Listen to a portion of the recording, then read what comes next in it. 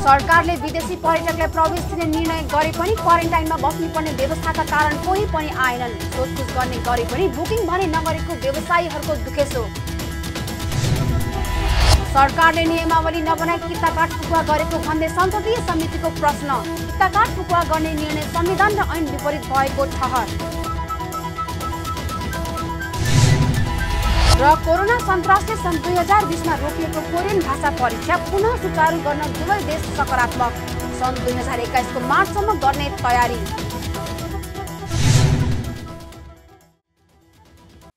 हामी छौं पल पल तपाईसँग, हिमाल पहाड तराईसँग, साथ छ हाम्रो बढ्ने कदमलाई। सलाम छ ती पोरखी हातहरूलाई, जिन्दगी सजाइदिन्छौँ हामी, हर सासको साथी बन्छौँ हामी। सुरक्षा अनि समृद्धि प्राण छ हाम्रो, हर आफू पनि बचाऊ अरूलाई पनि बचाऊ। आजै नेपाल लाइफमा जीवन बिमा गरौँ। हामी हौ नेपाल लाइफ। नेपाल लाइफ, किनकि जीवन अमूल्य छ।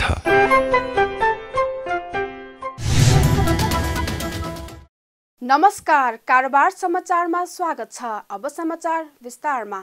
सरकारले पदयात्रा र पर्वतारोहणका लागि विदेशी पर्यटकले आउन दिने भने पनि हालसम्म कोही पनि पर्यटक नेपाल घुम्न आएका छैनन्। कार्तिक 1 गतेदेखि अन अराइभल भिसा खुल्ला गर्ने निर्णय सरकारले गरिसकेको छ। तर 7 दिन क्वारेन्टाइनमा बस्नुपर्ने बाध्यकारी व्यवस्थाका कारण विदेशी पर्यटकहरूले सोधपुछ गरे पनि बुकिङ भने हालसम्म कसैले पनि नगरेको पर्यटन व्यवसायीहरू बताउँछन्। नेपालमा कुनै पनि पर्यटक घुम्न आउँदा नेपाल आइसकेपछि 7 दिन क्वारेन्टाइनमा बस्नुपर्छ। त्यसपछि PCR परीक्षण गरी नेगेटिभ रिपोर्ट आए मात्रै पदयात्रा र पर्वतारोहणका लागि पर्यटक जान पाउँछन्। त्यसैले पनि पर्यटकलाई सहजै नेपाल घुम्ने वातावरण अझै बनिसकेको देखिँदैन। पर्यटन व्यवसायी सुदर्शन नेपालका अनुसार पछिल्लो समय नेपालमा पदयात्रा गर्न, पर्वतारोहण गर्न र र्याफ्टिङ गर्नका लागि सोधपुछ गर्ने पर्यटकहरूको संख्या बढेको बताउनुभयो। खास गरी नेपालमा कोभिड संक्रमणको लागि के कस्ता मापदण्ड छन् भन्ने सम्बन्धमा पर्यटकहरूले सोधपुछ गरिरहेका छन्। तर पछिल्लो समय काठमाडौँ उपत्यकामा बढ्दै गएको संक्रमणको स्थितिका कारण आफूहरूले टिकट बुकिङ गर्न आग्रह गर्न नसकेको नेपालले बताउनुभयो। नेपालको प्रोटोकल के छ मेन त साउथ एसियन कन्ट्री भयो, सेफ्टीको लागि हस्पिटलको व्यवस्था के छ, नेपालमा चाहिँ क्लाइन्टहरूलाई कसरी तपाईँहरूले राखिरहनु भएको छ, कसरी व्यवस्थापन गरिरहनु भएको छ। भोलि हामीहरू आउँदाखेरि यदि अप्ठ्यारो नै केस आयो, केही परिस्थिति आइपर्यो भने हामीहरूलाई सेफ्टी प्रोटोकल के छ, कसरी बनेको छ भनेर चाहिँ क्लाइन्टहरूले एउटा इन्क्वायरी आइरहेछ। र स्पेसल्ली भनेको एडभेन्चरस टुरिस्टहरू जो चाहिँ आउने, ट्रेकिङ गर्ने, क्लाइम्बिङ गर्ने, राफ्टिङ गर्ने, एउटा टाइपको नेपालमा आउने जुन भोल्युम छ, जुन मास छ, उहाँहरूलाई चाहिँ नेपालबाट चाहिँ सेफ्टी प्रोटोकल नेपालले चाहिँ एउटा खालको प्रावधान बनाइदिएदेखि हामी नेपालमा चाहिँ आउँछौँ। अनलाइन भिजाको चाहिँ प्रावधान बनाइदिए अथवा अन एराइभल भिजा पाइयो भने चाहिँ नेपाल आउन हामी इन्ट्रेस्टेड छौँ भनेर इन्क्वायरी गरिरहेछ। र पछिल्लो समय चाहिँ काठमाडौँको अलिकति केस बढिरहेको रिजनले गर्दाखेरि हामीहरू नै व्यवसायीहरू नै 1 महिना जति वेट गरेन भनेर चाहिँ भन्नुपर्ने व्यवस्था अहिले हामीले त्यो भनिरहेको छौँ। आइएमई ट्राभल्सका प्रमुख कार्यकारी अधिकृत विनोद सापकोटाले पनि नेपालमा घुम्नका लागि तय भएको मापदण्डको विषयमा पर्यटकहरूले सोधपुछ गरिरहेको बताउनुभयो। संसारभर नेपाल पदयात्रा र पर्वतारोहणका लागि प्रख्यात भएकाले पदयात्रा र पर्वतारोहणका लागि आउन चाहने पर्यटकहरूले नै सोधपुछ गरिरहेको उहाँले बताउनुभयो। तर अहिलेसम्म कुनै पनि पर्यटकले नेपाल घुम्नका लागि टिकट बुकिङ गरि नसकेको सापकोटाले बताउनुभयो।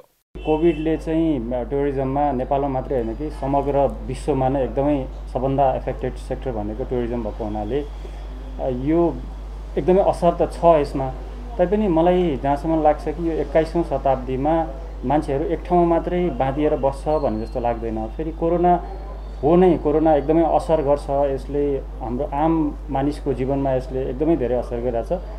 तथापि हामीले WHO ले जारी गरेको या सम्बन्धित देशले जारी गरेको हेल्थ प्रोटोकललाई फलो गरेर घुम्न जाने चाहने मान्छेहरू धेरै नै हुनुहुन्छ र हामीलाई पनि यसै सन्दर्भमा तिमीहरूको देशमा के कस्तो भइरहेछ, हेल्थ प्रोटोकल कसरी फलो भएको छ, इन्सुरेन्स कसरी कभर हुन्छ, अथवा हामी त्यहाँ आयो भने हाम्रै देशबाट इन्सुरेन्स गरेर आउनुपर्छ कि या त्यहाँ आएर पनि इन्सुरेन्स गर्न सकिन्छ कोरोना सम्बन्धी भन्ने खालका कुराहरूको सोधनी भएको छ। यद्यपि हामीलाई यहिले नै आउँछु या नोभेम्बरमा आउँछु या डिसेम्बरमा आउँछु भनेर बुकिङ नै सुरु भइसकेको अवस्था चाहिँ छैन, तर इन्क्वायरीहरू चाहिँ आउन लागेको छ। तर ट्रेकिङ भनेको नेपाल चाहिँ सबभन्दा प्रख्यात छ संसारभरिमै र मोस्ट अफ दि मान्छेहरूले चाहिँ अहिले विदेशमा जो रहनुहुन्छ उहाँहरूले नेपाल आउन चाहने भनेको ट्रेकिङका लागि हो। ट्रेकिङकै लागि चाहिँ बढी इन्क्वायरी छ अहिलेसम्मलाई। जस्तै भिडभाडमा जाने अथवा त्यो अवस्थामा गएर पब्लिकली डिल गर्ने अथवा एकदम कन्जेस्टेड ठाउँमा गएर आफूलाई इन्जोय गर्ने भन्दा पनि अलिकति टाढा होस् तर पिस ठाउँ होस् र हिँड्न अलिकति उहाँहरू वकिङ गरेरै जान सक्ने जाने चाहने ठाउँहरूमा धेरै उहाँहरूको इन्क्वायरी चाहिँ त्यस सम्बन्धितमा छ। पर्यटकहरूले नेपाल आउन सोधखोज गरिरहे पनि आफूहरूले सरकारी मापदण्डका कारण चित्त बुझ्दो जवाफ दिन नसकेको व्यवसायीहरूको भनाइ छ। तर पनि सरकारले तोकेको मापदण्ड पालना गरेर पर्यटकलाई सेवा दिन आफूहरू तयार रहेको पनि व्यवसायीहरू बताउँछन्। खास गरी पदयात्रा, पर्वतारोहण र र्याफ्टिङमा जाँदा कोभिड संक्रमणको जोखिम नहुने गरी पर्यटकलाई सेवा दिन सकिने पनि व्यवसायीहरू बताउँछन्। कोभिडले थला परेको पर्यटन क्षेत्रमा लकडाउन खुलेसँगै नयाँ उत्साह आउने अपेक्षा व्यवसायीहरूले गरे पनि सरकारी मापदण्डका कारण पर्यटक नआउँदा भने व्यवसायीहरू निराश देखिन्छन्। गैर आवासीय नेपाली संघ NRNA को 3 दिने ज्ञानसिप सम्मेलन शुक्रबारबाट सुरु भएको छ। कोभिड-19 संक्रमणको जोखिमका कारण भर्चुअल माध्यमबाट सुरु भएको दोस्रो NRNA ग्लोबल नलेज कन्भेन्सन आइतबारसम्म सञ्चालन हुनेछ। देशको समृद्धिका लागि संसारभर छरिएर रहेका नेपालीहरूको ज्ञान र सिपलाई नेपाल भित्र्याउनु उद्देश्य सहित NRNA ले सम्मेलन आयोजना गरेको हो। सम्मेलनमा विश्वभरका NRNA-हरूको सहभागिता रहेको छ। सम्मेलनलाई सम्बोधन गर्दै भौतिक पूर्वाधार तथा यातायात मन्त्री वसन्त कुमार नेमवाङले संसारभर छरिएर रहेका NRNA-हरूको ज्ञान र सिपलाई नेपालमा भित्र्याउन आग्रह गर्नुभयो। उहाँले विदेशमा रहनुभएका NRNA-हरूसँग विभिन्न क्षेत्रमा लगानी गर्ने क्षमता रहेको भन्दै लगानीसँगै ज्ञान र सिपलाई समेत नेपाल भित्र्याउन आग्रह गर्नुभएको हो। पछिल्लो समय कोभिड महामारीका कारण अर्थतन्त्रमा चुनौती रहेकोले पनि देशको आर्थिक विकासका लागि सबै गैर आवासीय नेपालीको साथ आवश्यक रहेको पनि नेमवाङले बताउनुभयो। साथै नेपालको शहरी विकास, यातायात, रेलवे, जलविद्युत, कृषि लगायतका क्षेत्रमा लगानी गर्न समेत आग्रह गर्नुभयो। संसारभरि छरेर रहनुभएका तपाईँ साथी लगानीकर्ता साथीहरू जो NRNA साथीहरू हुनुहुन्छ, तपाईँहरूसँग नलेज पनि छ, टेक्नोलोजी पनि भएका साथीहरू छन्, इन्जिनियरिङ फिल्डदेखि लिएर आर्किटेक्चरदेखि लिएर लगानीका सेक्टरदेखि लिएर बिजनेसमा जे क्षेत्रमा साथीहरूले विकास गरेर रहनुभएको छ, आउन आह्वान गर्छु। NRNA का साथीहरू, तपाईहरूसँग टेक्नोलोजी नो हाउ पनि छ, तपाईहरूसँग लगानी गर्ने क्षमता पनि छ, तपाईहरूसँग लगानी खोजेर त्यस्ता व्यक्तिहरूलाई नेपालमा भित्र्याउने पनि क्षमता छ। त्यस्तो ठाउँमा यहाँ रहनुभएको छ। मैले आह्वान गर्न चाहन्छु, सरकारले निर्णय गरिसकेको छ र अब सरकारले यसलाई अगाडि बढाउने निर्णय गरिसके पश्चात यहाँहरूलाई हामीहरू उपयुक्त सरकारले वातावरण बनाउन सक्दछ र वातावरण हामीहरू कानुनीदेखि लिएर सबै वातावरण बनाउँछौँ भन्ने कुराहरू यहाँहरूलाई मैले राख्न चाहन्छु। कोभिडको महामारीको विरुद्धमा सुरक्षित रहौँ। हामी जहाँसुकै भए पनि हामीले त भेट्नै पर्छ। तपाईँहरूको आफ्नो सक्ने योगदान नेपाललाई दिनै पर्छ। हामीले त्यसलाई यहाँ कार्यान्वयन गराउनै पर्छ र हामी मिलेर समृद्ध नेपाल सुखी नेपालीको अभियानलाई इटा थप्ने कामहरू गर्न त्यसको निम्ति पनि बाँच्नुपर्छ। कोभिडको महामारीबाट पनि बचौँ। म यो शुभकामना पनि यहाँलाई दिन चाहन्छु। कार्यक्रममा सहभागी भएका गैर आवासीय नेपालीहरूले सम्मेलन मार्फत विज्ञहरूको ज्ञान, सिप र अनुभवलाई नेपालको उद्यम सृजना र नीति निर्माण जस्तो काममा लगाउन सहयोग पुग्ने बताएका छन्। खास गरी सम्मेलन सूचना प्रविधि, ऊर्जा, कृषि, यातायात, खाद्य तथा वातावरण लगायत स्वदेशी सरोकारका विषयमा केन्द्रित हुने पनि उनीहरूले बताएका छन्। भू उपयोग ऐन बनेको लामो समयसम्म पनि नियमावली नबनाई जग्गाको किताकाट फुकुवा गरिएको बारे संसदीय समितिले चासो देखाएको छ। ऐन बनेको 2 वर्ष बितिसक्दा समेत नियमावली नबनाई किताकाट फुकुवा गर्ने निर्णय संविधान र ऐन विपरीत भएको भन्दै राष्ट्रिय सभाको प्रत्यायोजित व्यवस्थापन तथा सरकारी आश्वासन समितिले चासो देखाएको हो। शुक्रबार बसेको समितिको बैठकले सरकारको उक्त निर्णय संविधान र ऐन विपरीत भएको ठहर गर्दै यसअघि उक्त ऐन कार्यान्वयनका लागि आवश्यक पर्ने नियमावली निर्माण गर्न दिएको समितिको निर्देशन समेत पालना नभएको ठहर गरेको छ। समितिका सभापति रामनारायण बिडारीले नियमावली नबनाई प्रशासनिक आदेशको भरमा निर्देशिका चलाउने काम संविधान र ऐनको साथै प्रत्यायोजित विधायनको सिद्धान्त विपरीत भएको बताउनुभयो। उहाँले उक्त विषयमा आउँदो मंगलबार भूमि व्यवस्था सहकारी तथा गरिबी निवारण मन्त्री पद्मा अर्याल र मन्त्रालयका सचिवलाई छलफलका लागि बोलाउन निर्णय गरेको बताउनुभयो। त्यसपछि आवश्यक निर्देशन जारी गरिने पनि बताउनुभयो। नियमावली पछि बन्ने छ, अब यसको चाहिँ नि डाटा कलेक्सन पनि पछि हुने नै छ। अनि त्यो सबै बनिसकेपछि स्थानीय तहका सरकारलाई हस्तान्तरण पनि गरिनेछ। त्यो गरेपछि सोही बमोजिम हुने गरी हाललाई कृषि सम्बन्धी जग्गाको कित्ता काट गर्नको निम्ति खुला गरिदिने। आजसम्म भएको कित्ता काटहरू चाहिँ नि सम्बन्धी निर्देशिकाहरू बदल गरिदिएको छ। अब कित्ता काट चाहिँ नि गर्न खुला गरिएको छ भन्ने प्रकारको चिज देखियो।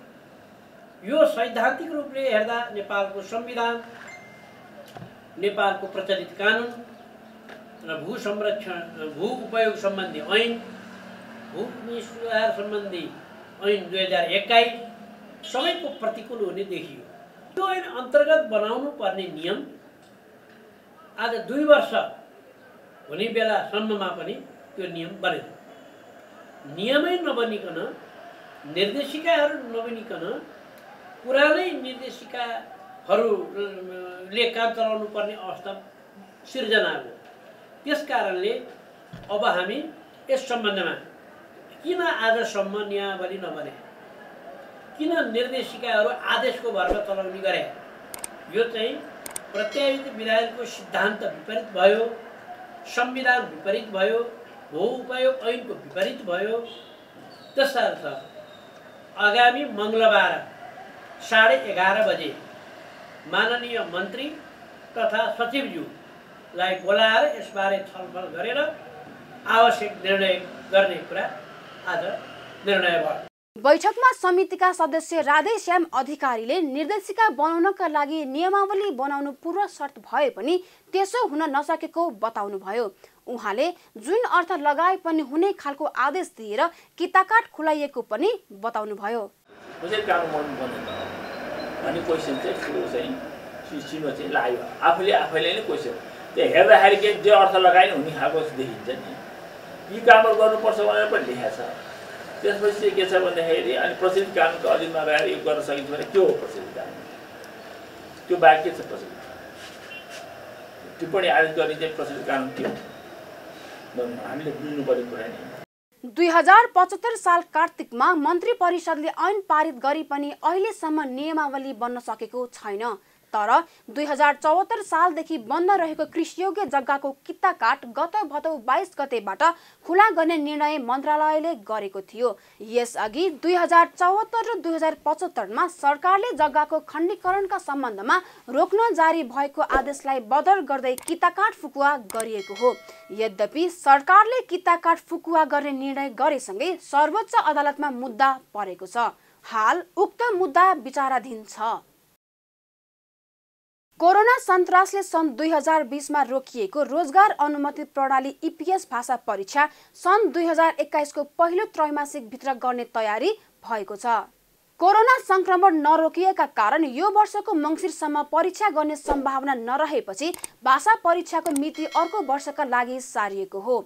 सामान्यतया वर्षेनी चैत वा वैशाखमा गरिँदै आएको भाषा परीक्षा यो वर्ष कोरोनाका कारण सारिए पनि संक्रमण नरोकिएका कारण अन्ततः रद्द नै गरिएको छ। वैदेशिक रोजगार विभाग EPS शाखा नेपालले यो वर्षको भाषा परीक्षा नहुने भएपछि केही छिटो गरेर चैतसम्म गर्ने तयारी सहित प्रारम्भिक छलफल भइरहेको जानकारी दिएको छ। कोरिया सरकारले नेपालबाट श्रमिक लैजान र भाषा परीक्षा गर्ने पक्षमा भए पनि कोरोना संक्रमणका कारण दुवै देश पर्खर हेरेको अवस्था रहेको शाखाको भनाइ छ। कोरियामा कोरोना संक्रमण घट्दो दरमा रहे पनि नेपालमा भने संक्रमण बढ्दै गएको कारण भाषा परीक्षाको मिति तय हुन नसकेको ईपीएस शाखाले बताएको छ। कोरोना संकट सुरु भए यता 1701 युवाले कोरियाका रोजगारदातासँग श्रम सम्झौता गरेको भए पनि कुनै श्रमिक पनि कोरिया प्रवेश गर्न पाएका छैनन्। श्रम सम्झौता गरेर भिसा प्राप्त गरेका 961 जना युवा समेत अहिले अलपत्र अवस्थामा परेका छन्। तर रोजगारदाताले श्रम सम्झौता रद्द नगरेको अवस्थासम्म म्याद समाप्त भएको युवाको भिसा अवधि भने थप गर्ने जनाइएको छ। लमजुङ जिल्लाको बेसी शहरमा करदाता सेवा कार्यालय सञ्चालनमा आएको छ। लमजुङ जिल्ला र मनाङ जिल्लाका करदाताहरूलाई कर सम्बन्धी सेवा दिने उद्देश्यले लमजुङको सदरमुकाम बेसी शहरमा करदाता सेवा कार्यालय सञ्चालनमा आएको हो। करदाता सेवा कार्यालय बेसी शहरका कर अधिकृत सुशील लम्सालले हालसम्म करको दायरामा आएका लमजुङका 8290 करदाता र मनाङ जिल्लाका 597 करदाता गरी करिब 8900 करदाता सेवाग्राहीलाई सेवा दिने गरी कार्यालय सञ्चालनमा आएको जानकारी दिनुभयो। उहाँका अनुसार कार्यालयबाट व्यक्तिगत वा संस्थागत रूपमा दर्ता हुने, आफ्नो संस्थाको उद्देश्य परिवर्तन गर्ने, राजस्व बुझाउने लगायतका सेवा उपलब्ध हुनेछ। लमजुङमा कर कार्यालय स्थापना भएपछि यस क्षेत्रका मानिसहरूलाई कर सम्बन्धी सेवा लिन तनहुँको दमौलीसम्म जानुपर्ने स्थितिको अन्त्य भएको पनि लम्सालले बताउनुभयो। लमजुङ जिल्लाको बेसी शहरमा स्थित छ।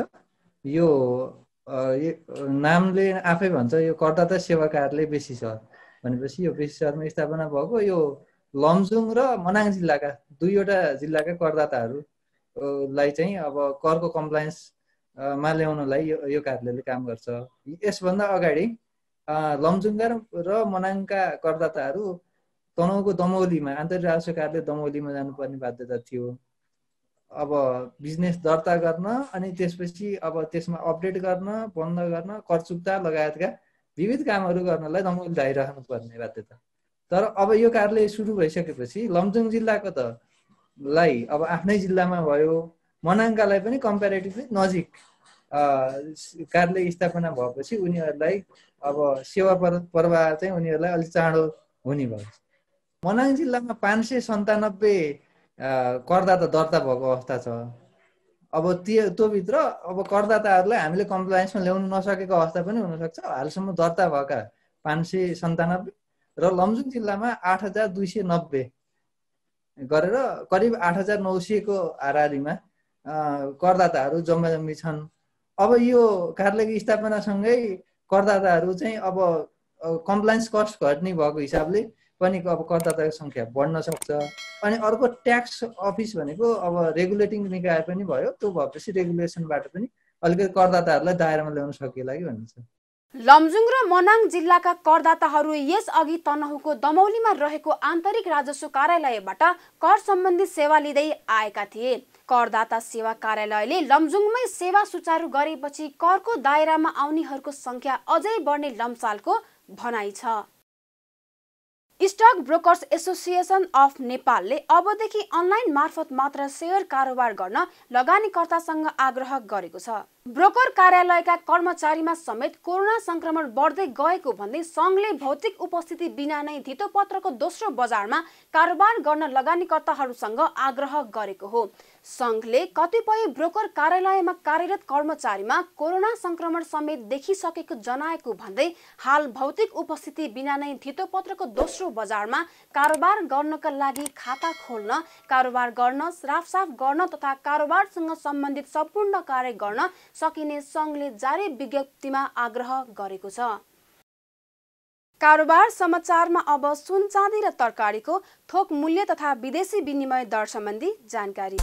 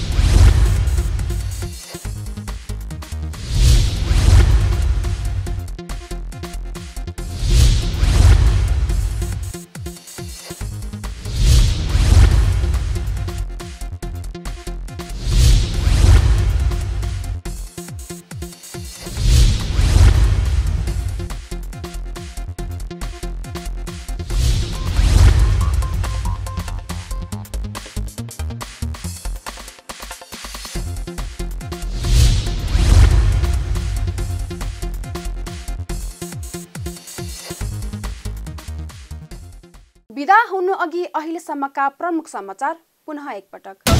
सरकारले विदेशी पर्यटकलाई प्रवेश दिने निर्णय गरे पनि क्वारेन्टाइनमा बस्नुपर्ने व्यवस्थाका कारण कोही पनि आएनन्। सोधपुछ गर्ने गरे पनि बुकिङ भने नगरेको व्यवसायीहरूको गुकेसो। सरकारले नियमावली नबनाई किताकाट फुकुवा गरेको भन्दै संसदीय समितिको प्रश्न। किताकाट फुकुवा गर्ने निर्णय संविधान र ऐन विपरीत भएको ठहर। र कोरोना सन्तासले सन् 2020मा रोकिएको कोरियन भाषा परीक्षा पुनः सुचारू गर्न दुवै देश सकारात्मक। सन् 2021 को मार्चसम्म गर्ने तयारी।